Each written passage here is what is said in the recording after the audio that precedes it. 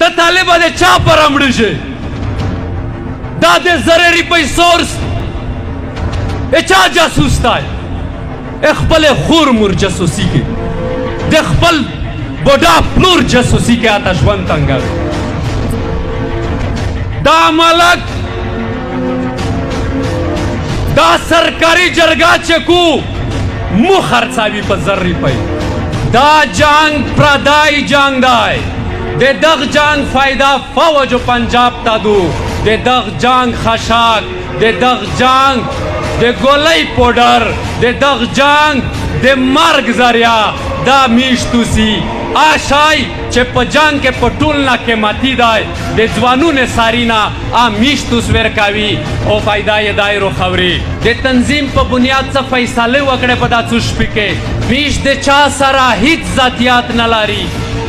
میش د چا سره هیڅ مقابله نشته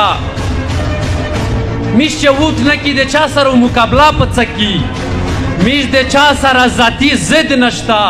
دا ټول ورته ګرون محترم خلک دي که د هرې پارټۍ دي خو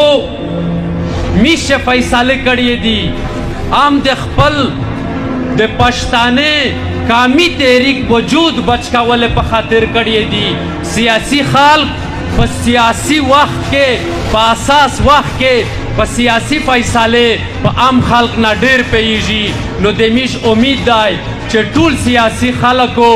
په دغ شي پوه شوي وي چې میش دا فیصله چا د ذات دپاره نه د خپل تربره د خړولې دپاره نه د پښتانه د بېقدرۍ دپاره نه بلکې د ده خړاګي تنظیم د بچ کولو